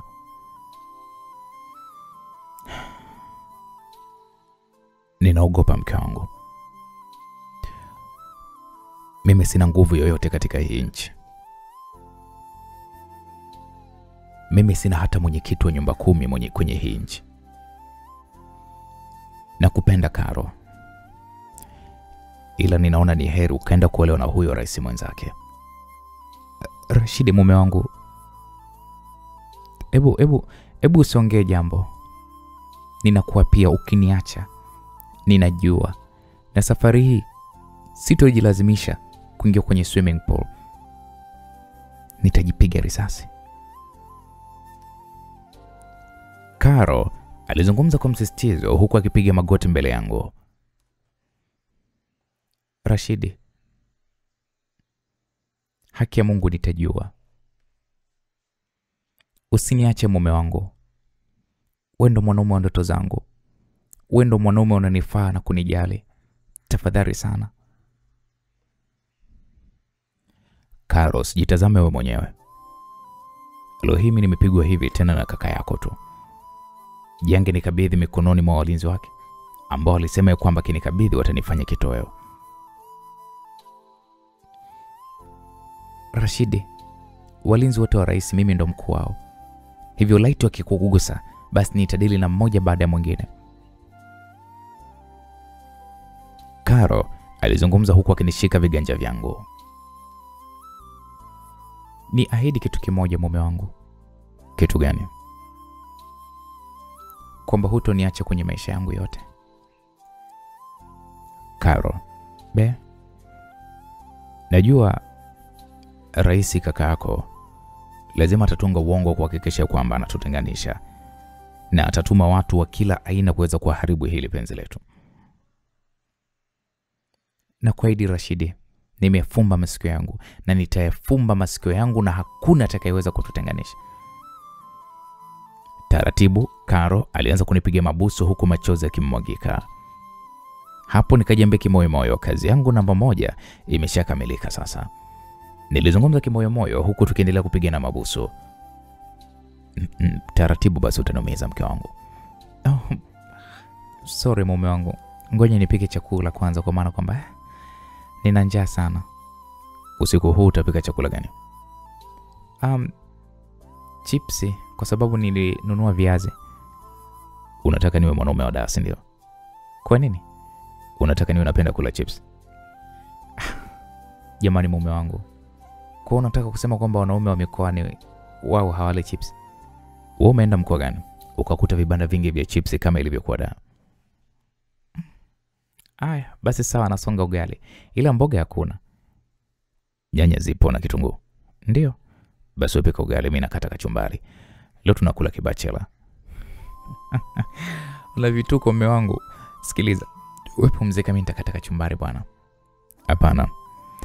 Nataka leo uonje pishi langu japo kwa kidogo, kwa udogo. Okay. Sawa. Hapo tukaelekea jikoni kwa pamoja. Nilianza pale kuandaa kachumbari huku Karo naye alikuwa akisonga pale ugali. Nilimtazama kuanzia chini hadi juu. Taratibu nikaanza pale kumtomasa mwili wake. Baby, unajua nitaunguza bwana. Kidogo basi zima gesi. Nilizungumza huku nikimtoa kanga moja alikuwa amejifunga kifuani mwake. Karo alizima jiko na taratibu akainama huku mimi nikiwa niko nyuma yake. Japo nilikuwa na maumivu kwa mbali, ila nilianza kumpatia Karo chakula hiki cha tendo la ndoa vile kinavyostahili. Tukiwa katikati ya mtanange huu, tulisikia kengele ya getini. Karo akaniuliza, umetarajia mgeni yote mume wangu? Karo aliniuliza huku akitazama machoni mwangu, kwa maana kwamba hapa ni nyumbani kwangu. Nikamwambia hapana. Sasa atakuwa nani? Hebu tuendelee bwana. Hapana mume wangu, inabidi tumsikilize. Anaweza kawa ni mtu muhimu. Karo alizungumza na kisha ajifunga tenge lake. Taratibu mimi nikaelekea sebleni na kuwasha TV kwa maana kwamba nilikuwa nimeunganisha upande wa kamera za getini na TV hii. Bebe unjo kwanza. Hizi ni gari za nani? Karo alinifuata sebleni hapa na kisha katazama gari hizi. Ni wifi na walinzi wake. Amepajuaje hapa? Nikuuliza wewe. Au amekuja kuniua kabisa? Hapo nilizungumza huku nikimtazama Karo usoni mwake, kwa maana kwamba sijawahi kumwambia Mama Shamsa hata siku moja eneo ambalo mimi ninaishi. Na leo ndo mara yake kwanza kuniona pale Ikulu. Na ametambua kwamba niko ndani ya hii nchi ya Tanzania. Sasa hapa kwangu amepajuaje? Mume wangu, hakuna anayeweza kukua mimi nikiwa niko hapa. Va, ngoja nikawafungulie wasikilize wana shida gani. Karo alizungumza huku akirudi jikoni. Alifunga pale tenge lake. Usitoke hivyo. Kwa nini mume wangu? Wewe ni mke wangu sasa hivi. Unatokaje ukiwa na tenge moja? Alafu na huo mshepo wako unataka watu kuwatamanisha walinzi, sio maana yake? Jamani mume wangu na wivu wewe. Hebu jamani bwana mimi wako. Wangu kivipi ikiwa tayari umeshavalishwa pete huko Kongo? Jamani baby. Karo alilama huku tukiongozana kuelekea chumbani. Alivaa gauni refu kabisa, na mimi nikavaa pale pants na t-shirt na kisha nikarudi sebuleni. Nilisimama dirishani na kuchungulia jinsi Karo alivyokuwa anafungua lile geti. Nikatazama TV kwa maana kwamba kinachoendelea getini hapo kinarekodiwa na CCTV kamera iliyopo mlangoni hapo. Wakasalimiana pale na wifi yake na kisha akamkaribisha ndani. Kwa haraka nikabadilisha kinachoonekana kwenye TV, nikaweka pale mechi ya mpira iliyokuwa inaendelea. Karibuni ndani. Hapo Mama Shamsa aliingia ndani hapa huku akitazama kila eneo la hii sebure. Kusema ukweli siamini kama aliweza kufikiria au kutegemea kwamba ipo siku nami nitakuja kuishi kwenye nyumba nzuri kama hii, kwa maana kwamba mazingira aliyotuacha ni ya kifukara mno. Wifi nikuletee kinywaji gani? Hapana, niko vizuri wifi yangu. Pia nimekuja kuzungumza na wewe. Hebu ngoja. Kwanza umepajuaje hapa? Dereva wako nilimuuliza, ila samani kwa hilo, kwa maana kwamba nilishindwa kukuuliza wewe mwenyewe. Kwani kwa hasira uliondoka nayo pale Ikulu, nikamini kwamba bado utakuwa uko katika hali hiyo. Usijali wifi, mimi hasira yangu huwa nikishalia tu basi inaisha. Okay sawa, sijui shemeji anaweza kutupisha? Mama Shamsa alizungumza hivyo huku akinitazama kwa macho kuibiabia. Hapana, mimi ni mume wangu. Ukimwona yeye ni sawa na umeniona mimi. Hivyo sisi wawili hatuna siri kati yetu. Ni sawa wewe na yule mshenzi. Hapo mimi nilijeka vizuri kwenye sofa, kwa maana ya kwamba sumu niliyoipandikiza moyoni mwa Karo inazidi kuchipua na kumtawala. Mama Shamsa ilibidi ashushe pumzi nyingi huku akiwa ananitazama. Wifi, naamini mimi na wewe hatujawahi kuvunjana heshima siku hata moja. Toka siku ya kwanza na kuheshimu, unaniheshimu. Mama Shamsa alizungumza kwa sauti ya upole na unyonge kidogo. Hilo nalitambua. Najua wewe ni kiungo kikubwa sana kwenye ofisi ya kaka yako. Mambo mengi sana ya kaka yako unayajua. Mengine ni mazuri, mengine ni mabaya. Ile katika hili lililojitokeza leo, na kuomba sana niweze kumuombea msamaha.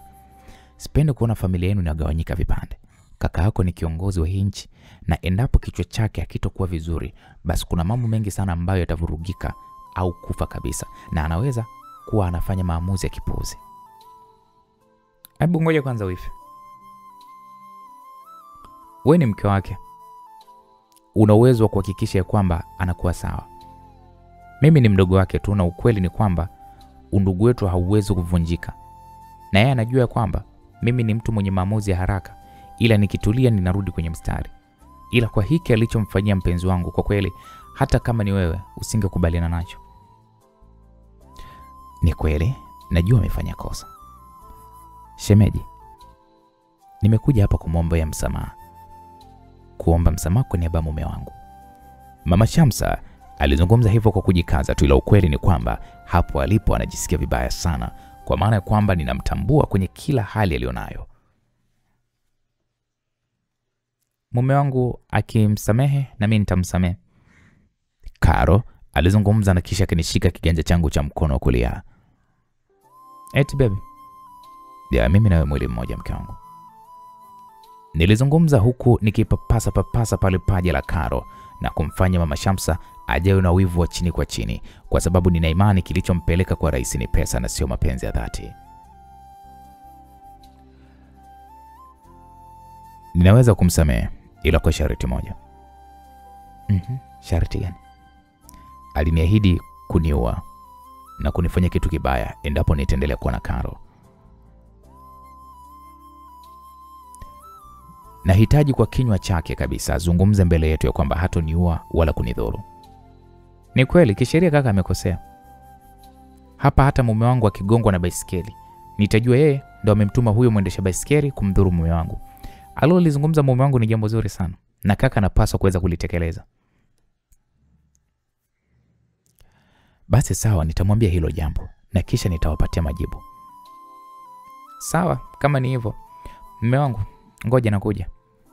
Karo alisimama na kuondoka hili eneo na sote tukamsindikiza kwa macho. Mshenzi wewe, umerudi kwenye maisha yangu. Kama hatokuua mume wangu, mimi ndo nitakayekuua. Mama Shamsa alizungumza kwa sauti ya chini huku uso wake ukiwa umejikunja kwa hasira. Nikamwambia najua kinachokusumbua hapo. Ni midadi tu mizuka tu. Inaonekana mzee kuku ni vizuri na ndio maana unapayuka kama kuku. Ila unaona hilo zigo. Mtoto yule balaa huyo, unaona msambwanda wa maana amekushinda wewe, una kitu. Nilizungumza maneno ya kejeli na kumfanya Mama Shamsa kukunja ngumi huku akitetemeka kwa hasira. Rashidi, nitakuwa. Usiseme utaniua, sema hivi tutauana. Unahisi kwamba nilishindwa kukuua nilivyoshika mkono wako pale nchini Kongo? Ulivyokuwa unashuka kwenye ndege? Ulidhani nilishindwa kukuua nilipokuwa pale Paris? Ila nimewaacha ili mtambue kwamba malipo ni hapa duniani. Kwa maana kwamba nikisema ninawaua mapema, hamtofaidi niloyafaidi mimi. Washenzi ninyi. Karo alirudi sebuleni hapa na sisi sote tukajawa na nyuso za tabasamu kana kwamba hakuna kitu kilichokuwa kimetokea kati yangu mimi na Mama Shamsa. Wifi inamalizia kupika. Kama itawezekana, inabidi tule pamoja. Tena mke wangu niletee nyanya na kitunguu, tango, karoti na pilipili nianze kutengeneza kachumbari. Ninahisi wifi yako hapa naipenda sana. Jamani hapana, mimi naombeni tu niondoke, nilikuja tu mara moja. Wifi, huwezi kuondoka, hujawahi kula hata mapishi yangu. Wewe subiri hapa tule pamoja, ukiondoka utaniudhi. Kama kaka alivyoniuzi. Na wewe nitakuchanganya kwenye mkumbo wa kakangu. Ila wifi jamani. Ndio hivyo wifi. Mume, nakuletea hivyo vitu ulivyovitaka. Okay, sawa. Karo aliondoka sebuleni hapa na baada dakika karudi akiwa na vitu nilivyokuwa nimemwagiza. Alinipatia na kisha karudi jikoni kwa ajili ya kuendelea kusonga ugali wake. Ukimya ulitawala sebuleni hapa huku mimi nikiendelea kutengeneza kachumbari hii. Mama Shamsa aliendelea kunitazama kwa macho ya hasira. Nilimaliza kutengeneza hii kachumbari, nikamwambia onja basi. Mama Shamsa aliacha msonyo chini chini. Vipi, baby tayari? Ya mke wangu. Okay, sawa, ngoja basi niweke ugali mezani. Okay, poa. Karo aliandaa chakula mezani na wote tukajumuika pale kwa pamoja. Tukaanza kula huku mara kadhaa nikifanya michezo ya kumlisha Karo ugali huu naye akawa ananilisha kupitia mdomo. Vitendo hivi vya kimahaba nilikuwa nimevianzisha kwa makusudi ili kumtesa kihisia Mama Shamsa. Kwa mara kadhaa Mama Shamsa alikuwa anatutazama kwa macho yaliyojaa wivu. Wifi, hivi kakangu kweli alishakukulisha kama hivi? Kweli wifi. Ndio ananilishaga mara moja. Huwa napenda sana kumlisha sana mke wangu, mimi namlishaga mara nyingi. Nilizungumza kwa sauti ya kimahaba kama sauti ya Uncle Jay, na kisha taratibu nikamsogelea Karo na kwanza pale kumpiga mabusu ya kihisia kali mno. Karo naye hakuwa na pingamizi, hakuona cha aibu wala nini. Aliendelea kuonesha mahaba na mimi mpaka Mama Shamsa akakohoa kidogo na kisha mimi na Karo ndo tukaachiana. Jamani asanteni kwa chakula, mimi naomba tu niondoke. Vipi unamwaisha shemeji? Hapana, muda tu umekwenda, nahitaji kuondoka. Ila chakula changu na kachumbari mume wangu umeipenda? Ndio, nimevipenda sana tu, tena vitamu mno. Okay, acha nikusindikize. Na mimi nitakusindikiza. Kwa pamoja wote watatu tukatoka sebuleni hapa. Nikawatazama walinzi jinsi walivyokuwa wamesimama hapa nje. Mama Shamsa kafunguliwa pale mlango wa gari lake na akaingia ndani. Waliondoka nyumbani kwangu hapa na kisha nikamnyanyua Karo. Bebu, utaniangusha bana. Unahisi kwamba sina nguvu? Twende ndani tukamalizie tulipopaachia. Karo alitabasamu. Tuliingia ndani na taratibu nikamlaza juu ya sofa. Nikaendelea na shughuli yangu nilokuwa nimeshia njiani. Asubuhi na mapema Karo alikuwa wa kwanza kuamka. Alijiandaa kuelekea kazini. Sikutaka kuendelea kulala kwa maana ya kwamba nilikuwa na mambo mengi nahitaji kuhakikisha ya kwamba inakamilika kwa muda mfupi kabla sijaanza safari yangu ya kuelekea nchini Paris ilipo familia yangu ya kweli. Nikiwa katika maandalizi ya kutoka nyumbani kwangu, simu yangu ilianza kuita. Nilitazama kwa muda kidogo na kuona ni namba kutoka nchini Kongo ilikuwa inanipigia kwa kutumia video call kupitia mtandao wa WhatsApp. Nilipokea, nikaziba pale video. Mara baada ya kuiona sura ya Obote, ndio nikatoa pale kidole kwenye video kamera. Rashidi, haya ndio malipo unayonilipa baada ya kukufanyia kila kitu, si ndio? Obote alizungumza kwa sauti ya hasira huku akinitazama machoni mwangu. Nikamwambia, ndugu yangu, hiyo ndio salamu? Salamu yangu haiwezi kukusaidia chochote wewe, msaliti mkubwa wewe. Obote, tulia rafiki yangu. Niambie nini unamaanisha? Oh, hujui nini namaanisha na kutumia picha ili ujue nini ninachokimaanisha. Kweli Obote alinitumia picha. Nikazifungua picha ambazo Obote amenitumia. Nilishtuka kidogo kwa maana picha hizi ni kipindi ninapompiga busu Karo mbele ya Mama Shamsa, na nikaanza kujiuliza alizipiga muda gani ikiwa sikumwona ameshika simu mkononi mwake. Shit. Kumbe kifungo kimoja wapo kwenye nguo ya Mama Shamsa ilikuwa ni kamera. Nilizungumza hivyo kimoyomoyo na kisha nikakumbuka shati lilikuwa amelivaa Mama Shamsa. Kwa hiyo wewe Rashidi ulikuwa unaniona mimi fala mara baada ya kukuambia kwamba nampenda yule mwanamke, alafu ukaja kunipokonya, si ndio? Obote, cool down kwanza. Cool down mzee. Acha upuuzi wewe. Unaniambia ni cool down nitulie ikiwa umenichukulia mchumba wangu, tena niliyemvalisha pete mbele za watu na Wanakongo wote wanasubiria ndoa yetu mimi na Karo. Unakwenda kumchukua mwanamke wangu? Oya, unavuka mstari ujue, usinitukane bwana. Ninakutukana wewe. Kuda dadadeki lako wewe na familia yako nzima, kuba beki zenu wote. Maneno makali ya Obote yalinikera, yalinichafua moyo wangu kwa maana ya kwamba mtu kama unahitaji kunivuruga, aiseni tukanie mama yangu au mtu yoyote kwenye familia yangu. Nikamwambia, sikiliza mpumbavu. Umekalia hiko kiti kutokana na akili yangu niliyokusaidia. Ukubwa wa bure tu, ila kichwa chako ni hakina akili kabisa. Unapenda kukurupuka tu kama bwege tu. Sasa huyo mwanamke ni mwanamke wangu kabla ya kumuona hapo Kongo. Nimeanza mimi kumweka kabla yako. Ila ulivyoanza tu kuleta mambo yako kipumbavu ya kuonesha kwamba unampenda, nikaona nikae pembeni nikuachie na nisikuambie kitu chochote na usijue jambo lolote. Sasa upuuzi wako kukurupuka, na ndio maana Manzi amekutosa. Hivi kukujiangalia na hiyo midevu yako utazani Osama bin Laden. Uona hadhi kutembea na mwanamke kama huyu? Hukufikiria kwamba unaibiwa? Umedandia tu treni kwa mbele kimpumbavu tukibwegebwege tu. Hapo msikilizaji, nami nilizungumza kwa hasira huku nikiwa natazamana na Obote. Laiti kama tungekuwa karibu hivi, haise tayari tungeshazichapa. Oh, kwa hiyo umenizunguka, si ndio? Sasa nitakuonesha kwamba mimi ni nani. Mimi ndio Obote Ndikuku, mzawa wa mang'ombe. Lazima nitakuua wewe. Lazima nitakufanya kitu kibaya. Siwezi kumpoteza mwanamke wa maisha yangu, mwanamke wa ndoto zangu. Lazima nikufanye kitu. Nikamwambia, kwenda zako bwana wewe, usinitishe wala nini, ikiwa ninakujua A to Z na nina uwezo hata kukupindua hapo ulipo. Unasemaje wewe? Nikamwambia, hujasikia ama? Jaribu kama sija kuchinja, na ninamueleza Rais Ibrahim kila kitu kuhusiana na wewe ili akae vizuri akijua. Nikamwambia, mwambie sio wewe tu wala sio yeye, wote siwaogopi, na kama unataka kuweza kulijua hilo, vuka mipaka ya kumsogelea Karo. Yaani hata ukikanyaga kivuli chake, sio tu kumgusa, ukikanyaga tu kivuli chake, ninakuhakikishia kwamba nitaridi na wewe papendikula. Nadhani umenielewa. Obote alinitazama huku midomo ikimtetemeka. Nikamwambia, alafu nikwambie jambo moja, Karo ni mtamu sana. Hebu jaribu kuvuta picha jinsi alivyo vile ukimkamatia ule msambonda wake. Ni balaa. Hapo nilicheka kwa dharau mpaka Obote akakata ile simu. Nikakaa pale juu ya sofa huku nikiwa nafikiria huu chonganishi alikuwa ameufanya Mama Shamsa. Karata zake si ndo zilipoishia, basi nitadili naye vizuri. Nikampigia simu Karo. Bebe, nipo kwenye kikao, nitakupigia baada ya dakika 15. Okay sawa, nakuja ofisini kwako. Now? Ndio. Okay sawa, ila Nitaomba unisubirie. Okay, poa mke wangu.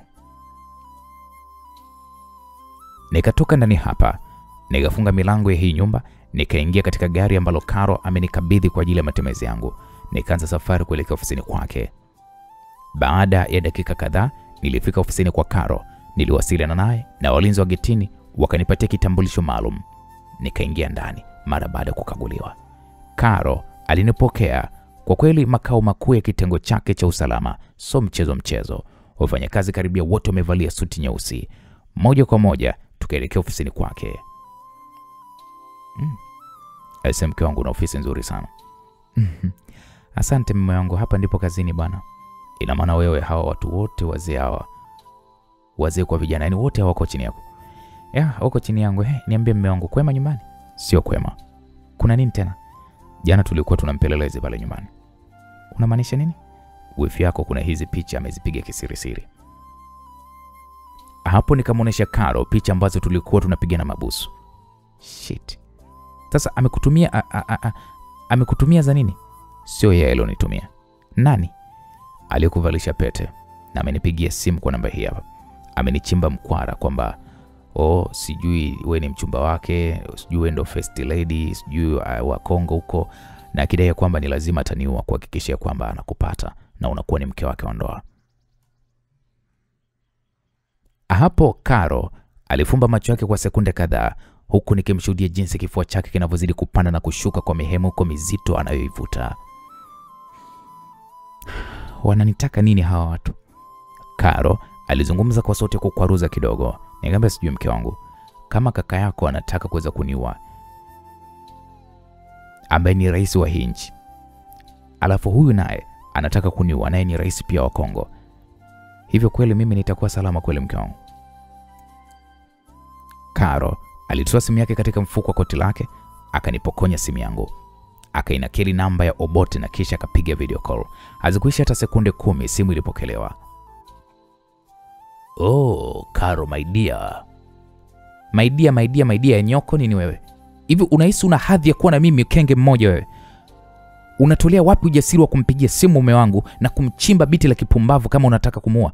Sasa nikwambie jambo moja tu, endapo utamgusa mume wangu, endapo utamdhuru mume wangu, nitaunda kikosi cha kukuua na mimi ndiye nitakayekiongoza hiko kikosi. Na usinione mimi ni mrembo usoni na mwilini, ila mimi ni shetani rohoni, na hadi kwenye mawazo mimi ni shetani, na ndo maana ninaongoza kitengo nyeti kama hiki cha usalama wa nchi. Kenge mmoja wewe. Karo alizungumza kwa hasira na msisitizo mzito mpaka nilianza kutabasamu, kwa maana ya kwamba wanajikoroga wao wenyewe kunitingisha wakati yuko mwanamke wa kunikingia kifua.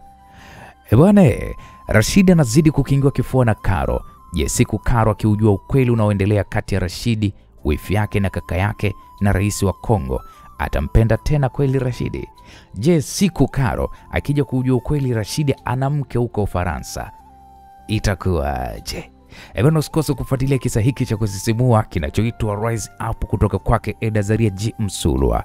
Mimi naitwa Uncle J. Tukutane katika sehemu ya 9. Kwa sasa niseme asante na kwaheri.